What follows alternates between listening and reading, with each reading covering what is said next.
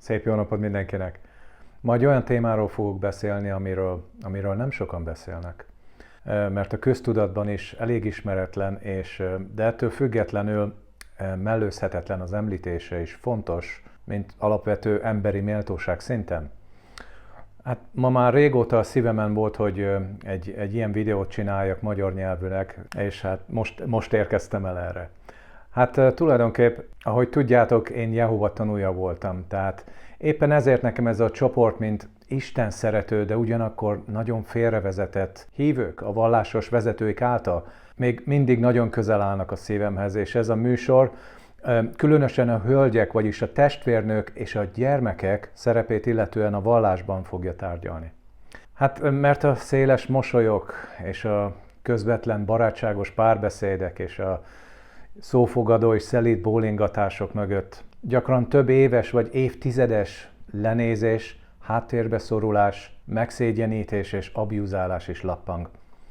Hát, mint minden patriarkális hét, Jehova tanúik, ez egy férfi domináns vallás, amire lehetne majdnem azt mondani, hogy mizogénikus, amire majd fogunk látni alátámasztó kijelentéseket az ő vezetőtestületük által, ahol a legkiszolgáltatóbb csoport magukon belül azok a testvérnők, tehát a nők és a gyermekek, akiknek a szerepe veszélyeztetett van három fontos szempontból.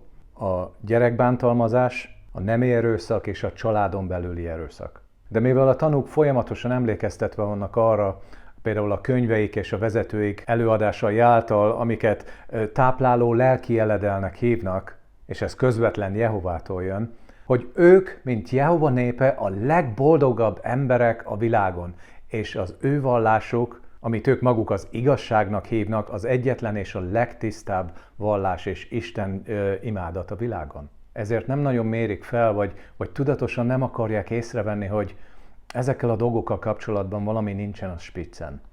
Tehát Jehova tanúk érvelése szerint a nő feje az a férfi. És ez az alapelv a vezetési, tehát a családon belüli, gyülekezeten belüli és házasságon belüli elrendezésben, ahol a nő és a férfi azt mondják, nem egyenlő hatalommal és dicsőséggel rendelkezik, vagy teremtetett, valami így van. És minden vezetői vagy gyülekezeten belüli felelősségteljes vagy tanítási pozíció, az csak férfiak által lehet betöltve, még ha teljesen alkalmatlanok is arra. És a maximum pozíció például egy nőtestvérnek ebben a férfi domináns hierarchiában az, hogy ő úttörő legyen, ami egy méltóságos és felelősségteljes posztnak van kimondva, de igazából ez csak egy eladói poszt, ami csak a vallás népszerűsítés azt reklámozza. Ugyan a Biblia tanítása meg van engedve a testvérnőknek, de ezt nekik fejkendőben kell csinálniuk a hierarchia előírásai szerint. És ugyancsak nem volt szabad nadrágot hordaniuk például, azt hiszem tavalyig, vagy a 2 évvel ezelőttig, magasfokú oktatásban részt venni, és még egyéb ilyen apróságok. De most szeretnék mutatni egy-két olyan idézetet az ő irodalmukból, ami feltünteti a nőknek valós szerepét az organizáción, tehát a valláson belül. Hallgassátok meg ezt! Az Őrtorony 1952. április 15-ai kiadványa a 254. oldal. A férfi és a nő nem egyenlő hatalommal és dicsőséggel teremtetett. A férfi volt az első, és különleges előjogokat kapott. Ahogyan Jehova a feje feleségi szervezetének, és ahogy Krisztus a feje a hitveséhez kötött egyházának, úgy a férfi a feje a nőnek. A nőnek van parancsba adva, hogy tiszteletet mutasson, és elismerje a férfi vezetői pozícióját, és a nők, akik ez ellen lázadnak, nem annyira a férfiak, mint inkább Isten ellen lázadnak. Hát ez eléggé magáért beszélő, de itt most akarok mutatni még egy nagyon nagy aranyrögöt, amit maga a Samuel Hurd, tehát a vezetőtestületnek az egyik tagja, az egyik beszédében mondott 1971-ben Oaklandban, Kaliforniában, a Teokratikus nővéreink értéke címmel.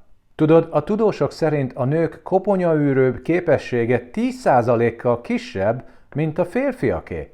Tehát ez azt mutatja, hogy egyszerűen nincsenek felkészülve a vezetés szerepére. Az ő szerepe a férfinak való alárendeltség. Az ő szerepe az engedelmesség, és ez azt jelenti, hogy fel kell ismernie, hogy nő, és örülnie kell, hogy nő. Soha ne akarja az lenni, amire nem vagy felkészülve. Tehát az ilyenfajta soviniszta és szexiszt kijelentések nem egyedülállóak a szervezetnek a kiadványaiban és nyilvános előadásaiban. Kisebb agytérfogat? Ez a kifogás, hogy egy nő ne töltsön be egy vezetői szerepet a szervezeten belül? Vagy egy felelősségteljes posztot a gyülekezeten belül?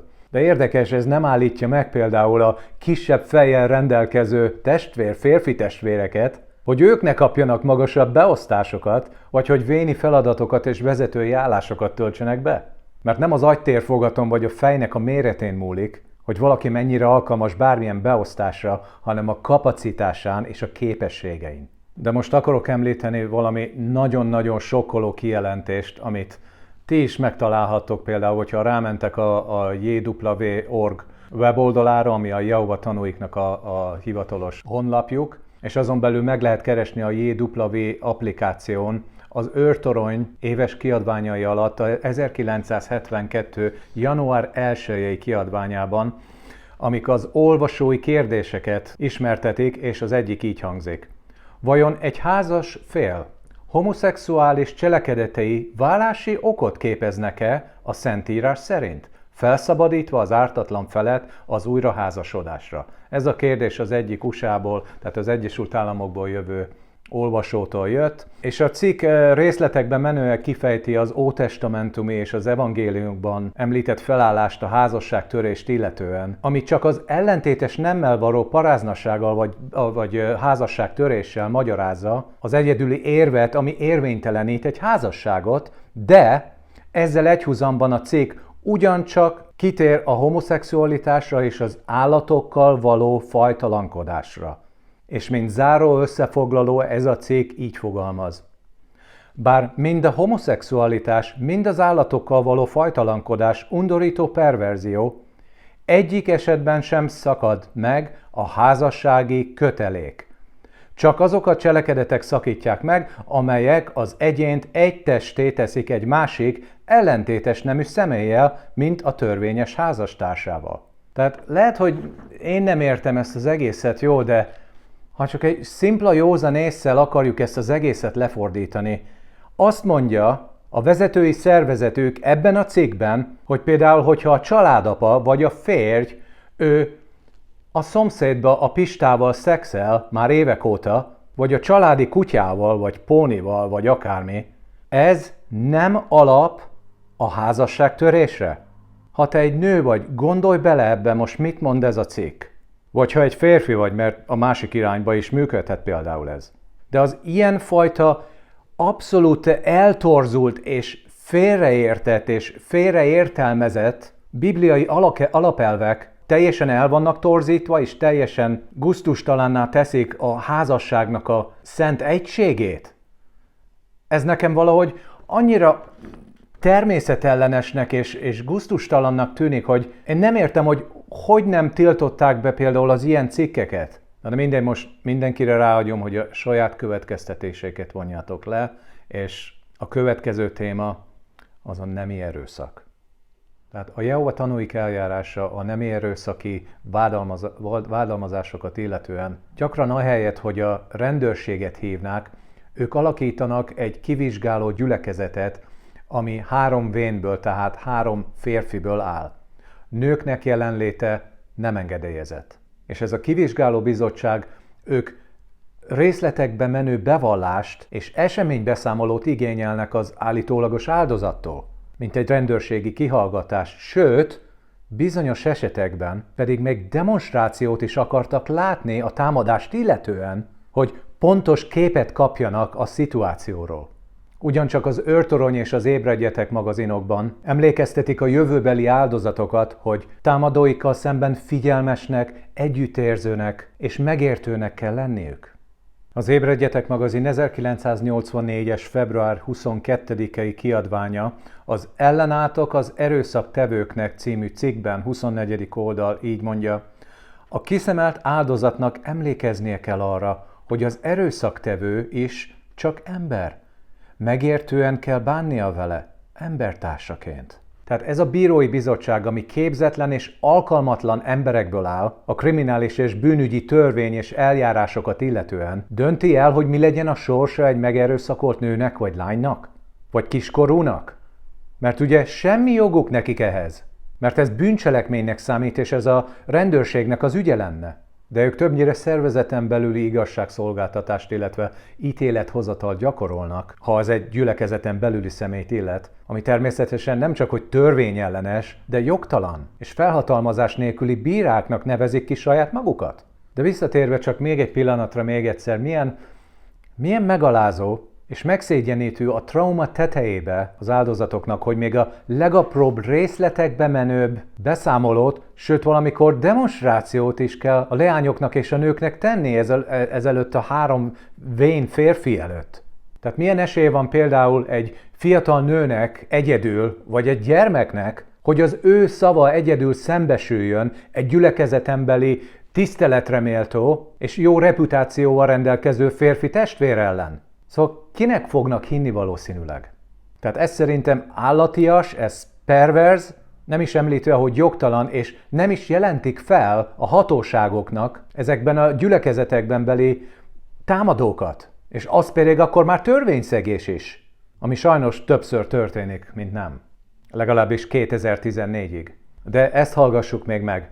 A nők és leányok, akik nemi erőszak áldozatai lettek, gyülekezeti tagok vagy vének által, gyakran pedig még meg is lettek gyanúsítva a vénekből álló kivizsgálói bizottság által, hogy bizonyos fokig ők hozzájárultak, vagy úgymond közreműködtek a saját megerőszakolásukhoz azzal, hogy nem sikoltottak segítségért elég hangosan, vagy nem kaparták ki a támadójuknak a szemét, vagy nem harcoltak az agresszor ellen elég harciasan, vagy kitartóan, és ezt a második Mózes, azt hiszem 22. fejezetére alapítják, amikor egy lány vagy a városban lett megerőszakolva, vagy a mező közepén. Tehát ezt hallgassátok meg. Őrtorony 1964-es január 15-i kiadás, 63. és 64. oldal. Azt írja, így hát, ha egy keresztény nő nem kiált fel, és nem tesz meg minden erőfeszítést a menekülésére, akkor úgy tekintenek rá, mintha beleegyezett volna a jogsértésbe, hogy meg legyen erőszakolva. Tehát ha te egy nő, vagy kislány, vagy kisfiú lennél, és kést tartanának a te torkodhoz, hogy meg ne moccanj, meg ne szólalj, meg ne mozdulj, vagy meg se nyikkanj, megnézném, mennyire vagy ellenálló képes. Mert gyakori, hogy a nemi erőszak áldozatai megdermednek, megfagynak, és képtelenek sikoltani vagy védekezni is. Tehát mintha a nemi erőszak borzalma nem lenne elég, és a tartós hatásai nem lennének elég elviselhetetlen, az őrtorony a Jehova tanúi által megerőszakolt áldozatokat azzal a bűntudattal terheli, amelyekért ők maguk lehetnek felelősek, és ezért ők vétkeztek Jehova ellen. Tehát ez a sajnálatos elképzelés, ez megbocsáthatatlan, mert hogy egy áldozatnak mennyire kell ellenállnia, szubjektív mércével nézve, így az áldozatok azzal a bűntudattal küzdenek, hogy vajon nem küzdöttek-e elég keményen ahhoz, hogy Jehova megbocsássa nekik a megerőszakolást. Tehát a véleményem szerint egy nő soha nem érdemli meg, hogy saját nemi erőszakolásáért hibáztassák, függetlenül attól, hogy elég hangosan sikoltott-e vagy nem, vagy mennyire kitartóan küzdött. És az ilyen dolgok például ugyancsak egybeesnek a Jehova tanúik úgymond 2 tanú szabályával, ami azt mondja, hogy ha valaki vétkez a másik ellen, akkor az áldozatnak kell hozni 2 tanút erre. Tehát milyen fajta reménye van például egy kiskorúnak, vagy egy nőnek, aki szexuálisan molesztálva volt, vagy meg lett támadva, vagy meg lett erőszakolva, a semmi közepén. Honnan vesznek ők akkor 2 tanút, hogy ők bizonyítsák a saját ártatlanságukat, és egyáltalán, hogy ők meg lettek támadva? Tehát ez a 2 tanú szabály ugyancsak egy borzalmasan eltorzított és félreértett bibliai alapelv, ami meg pontosan az, hogy az áldozatnak a védelmét kéne, hogy bizonyítsa. És a tetejében még ezek a szerencsétlen nők és lányok még meglettek vádolva paráznassággal és házasságtöréssel, mert engedték például, hogy meglegyenek ők erőszakolva. Mert nem sikoltoztak elég kitartóan, vagy nem ellenkeztek? Vagy nem szorították össze a lábukat kellő erővel? Mert ezt is hallottam, hogy az Egyesült Államokban ez megtörtént. Tehát ez a pimasz és perverz, ismételten részletekbe menő kihallgatás a vének által, ez nem egyedi az ilyen ügyek felmérésében. Mert ez a privát, személyes és traumatizáló részleteket újra és újra elmeséltetik az áldozatokkal egy gyülekezetbeli nő jelenléte nélkül. És állítólag többször szembesítették is az áldozatot a saját támadójával ugyanabban a szobában. És hogyha ez mind nem lenne elég, ugyancsak az áldozatoknak a szemére állják, hogy ők hogy képzelik, hogy egy Jehovát szolgáló gyülekezeti testvér vagy vént meggyanúsítsanak bizonyítékok nélkül. De ezekre az Ausztrál Királyi Bizottság 2014-ben fényt hozott, és a Jehova Tanúk vezetői szervezete is beismerte ezeket a tényeket. És továbbá ez a Királyi Bizottság ugyancsak szembesítette a Jehova Tanúik vezető testületének az egyik tagját, Jeffrey Jacksont, a több mint 1000 be nem jelentett gyermekmolesztálás és nemi erőszak vádlatokkal, amit a szervezet nem jelentett be a hatóságoknak. És ezt legtöbb esetben nem is fogják. Miért? Hogy ne tiporják ő szerintük Jehova nevét a sárba a világ előtt. Tehát ez a következő tárgy, ez ugyancsak egy nagyon érzékeny terület, ez a családon belüli erőszakról lesz szó most. Természetesen az őrtorony nem ért egyet azzal, hogy egy vert feleségnek muszájból együtt kell maradnia az agresszív vagy erőszakos férjével, de nagyon magasztalja azokat viszont, akik együtt maradnak velük. Indokolva, hogy ezzel a szelíd magatartással ők dicsőítik Jehovát, és kitartó alázatosságukkal remélhetőleg egy nap megnyerik a hitetlen férjüket, és akkor ő majd Jehovához fog majd jönni. Vagy nem. De a domesztikus két tanú közti házasságot sosem említik érdekességképp. Mert mivel a családon belüli erőszak az nem alap a válláshoz, a valláson belül, csak nagyon is kivételes esetekben, hanem csak is a házasságtörés, tehát gyakran az abuzált nőnek nincs más választása, mint házasságban maradni az agresszorral. Tehát az őrtorony degradáló, lenéző és ugyancsak leereszkedő áldicsérete a nők és leányok fele szaporítja a családon belüli erőszak esélyét, a vezető szervezet oktatására hivatkozva. Tehát ez a megdöbbentően veszélyes tanács társadalmi nyomás gyakorol a Jehova tanúira, hogy továbbra is súlyos bántalmazás és erőszak áldozatai maradjanak. Következő téma az a gyermekbántalmazás. De hát mielőtt még erről beszélnénk, még egy percig meg kéne említenünk, hogy a gyermekek ebben a vallásban nagyon sok csúfolódást, elkülönítést, kitaszítást már elszenvedtek már nagyon korai gyerekkoruk óta az iskolában és korai életükben például a vallási követelményeiket illetően, és később magasabb szintű oktatásaik során, ami ugyancsak megbélyegzi őket úgymond egy életre.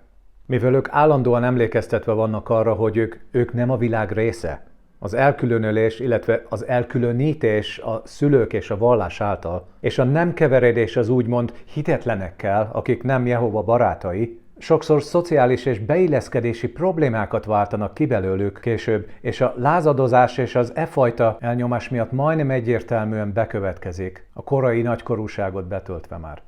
Tehát, és ugyancsak az elszigeteltség eredményeképp, mivel a vallás kimondottan csak a gyülekezeten belüli biztonságot ismeri el, ez eredményez egy kiszolgáltatottságot a többi felnőtt fele a gyülekezeten belül.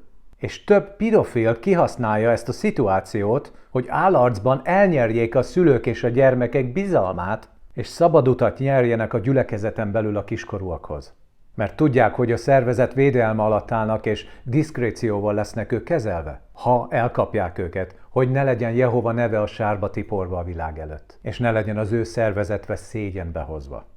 Tehát az őrtorony széles körű kritikát kapott a gyermekbántalmazási vádak kezelése miatt. A 2014-es Ausztráliai Királyi Bizottság, amiről már beszéltem, ami a gyermekek szexuális bántalmazására adott intézményi válaszokkal kapcsolatban számos olyan esetet emelt ki, amikor az őrtorony politikája a bűnösöket védi a bántalmazás gyermekáldozatai ellen.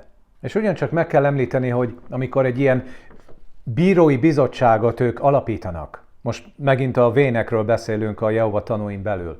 Ez teljesen helytelen, hogy egy fiatal nőnek egyedül kell 3 férfival szembeülnie, hogy ők megállapítsák az ő saját vagy a pedofil bűnösségét. Tehát ilyen megállapodás soha nem jöhetett volna létre, ha a nőknek szerepük lett volna az őrtorony szabályzat kialakításában. Mert a Szentírás is előírja, hogy a nők részt vegyenek a vénekkel való együttműködésben, ahogy az Ószövetség Deboráról, mind bíróról és profétáról is beszél. Tehát nincs ok arra, hogy egy idősebb nőtestvér ne vehessen részt egy bírói bizottságban ugyanolyan minőségben, mint egy vén, vagy hogy támogassa a vádlottat. Tehát az őrtorony férfi vezetőinek fogalmuk sincs a gyermekbántalmazással kapcsolatos irányelvek kidolgozásával, ha egy kérdőívet adnak a véneknek arra vonatkozóan, hogy szerintük az áldozat némileg hibás volt, vagy önként vett részt a cselekményekben. Tehát, mint konklúzió vagy összefoglaló, az őrtorony, ők elismerően nyilatkoznak Jehova tanúi testvérnőiről, ők dicsérik az eredményeket és a szervezet számára nyújtott értéküket. Mert rendszeresen jelennek meg cikkek, amelyek a prédikáló munkájukban való hitet és erőfeszítésüket tárgyalják. De azt mondják, Isten azt parancsolta, hogy a nőket tiszteljék, és ne tartsák őket alsóbrendűnek. De az őrtorony nőkről alkotott és férfiakhoz viszonyított nézetének fényében ez a dicséret leereszkedő, elismerve azt a munkát, amit a nők az őrtorony szervezeti struktúrán belül korlátozott kapacitásban végeznek.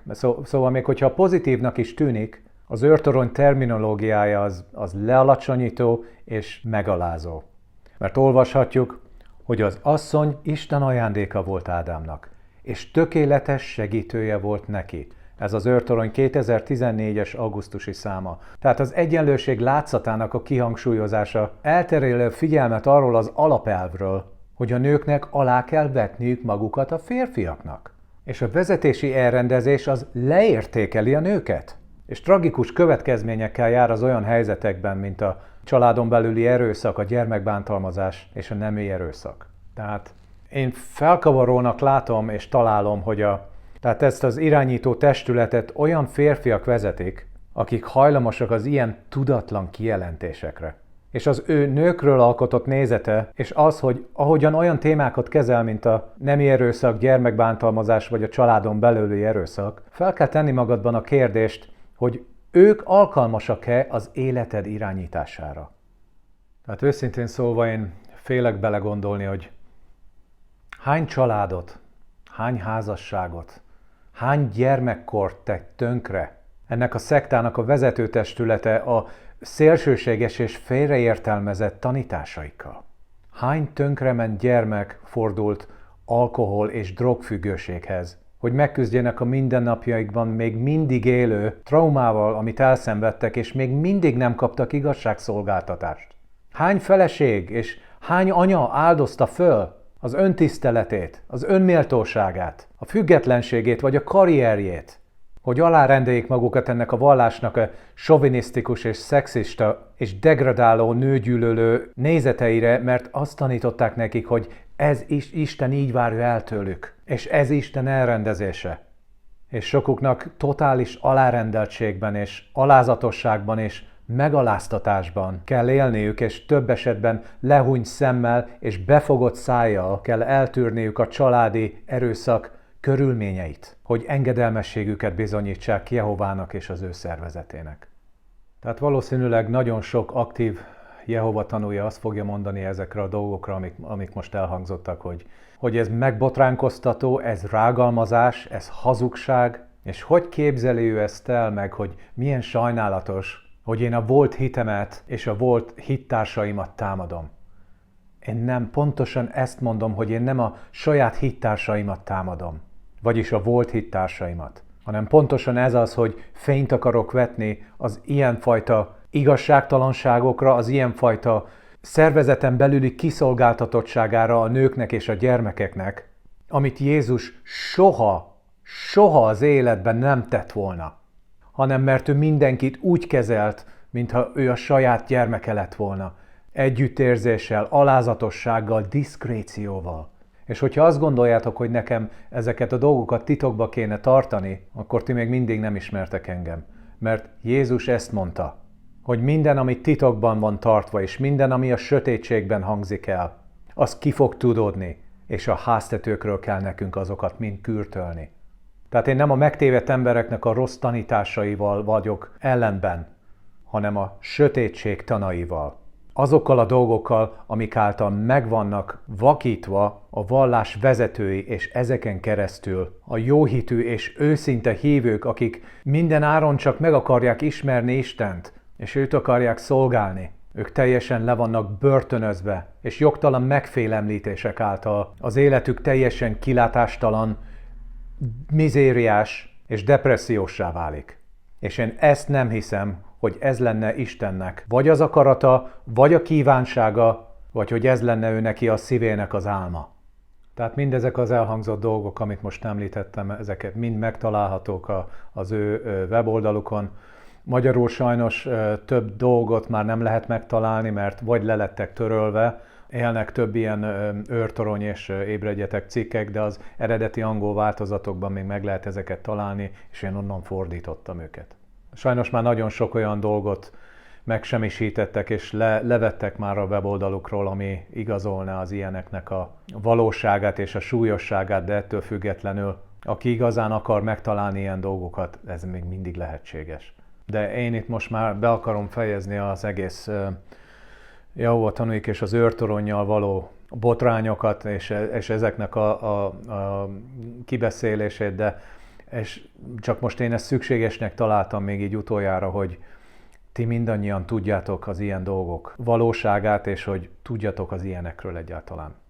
Mert nagyon sokan sajnos elítélik még mindig a tanúkat, de őszintén szólva fogalmuk sincs, hogy ők nekik miken kell keresztül menni ahhoz, hogy a saját szemükben ők elfogadhatók legyenek Isten előtt, vagy az ő vallási vezetőik előtt. És nagyon sok esetben ez ilyen dolgokkal jár, ilyen dolgoknak az uralma alá engedik át saját magukat, nem azért, mert ők annyira akarják, hanem mert muszáj nekik. Mert különben, ha nem, akkor ők le lesznek sújtva Jehova által, meg lesznek semmisítve, meg lesznek gyilkolva Isten által. Például az ilyenfajta tanítási rálátásokkal kell nekünk rendelkezni, hogy mi értsük őket. Hogy mi értsük a hátterüket, hogy értsük mi az ő hozzáállásukat és indítékaikat azért, amiket ők csinálnak, vagy nem csinálnak. Hát megpróbáltam ebben a műsorban most az ilyen tanításaiknak a mélységét bemutatni. Hozhattam volna még sokkal súlyosabb és rondább dolgokat, de ez fölösleges, értitek? Mindegyik őtök intelligens és fel tudja mérni, hogy végül is most mik történnek ezen a szektán belül, és hogy ők valójában mennyire szenvednek. És ők nem Isten alapelvei szerint, és nem az ő kívánságai miatt szenvednek, hanem az ő félrevezetett vallási vezetőik miatt.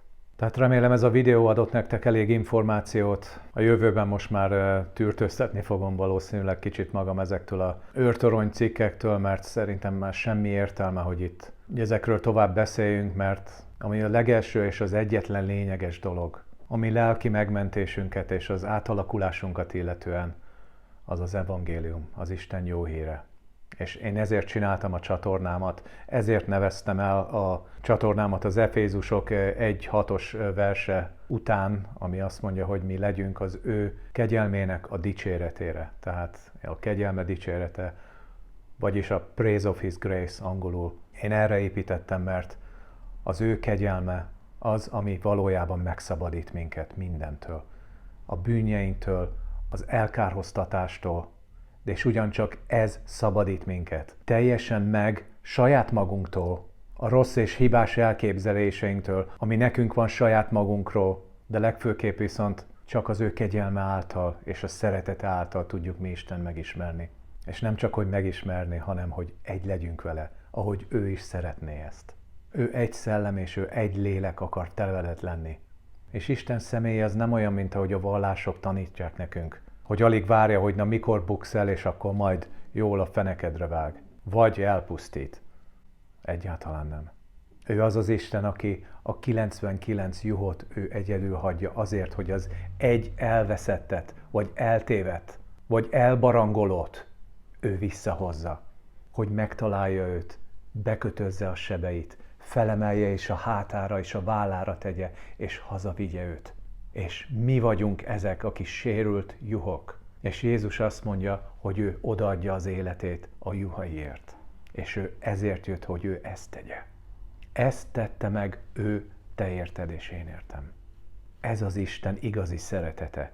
Ez az, amit őt nekünk adott. Hogyha mi elfogadjuk ezt és hitet vetünk belé.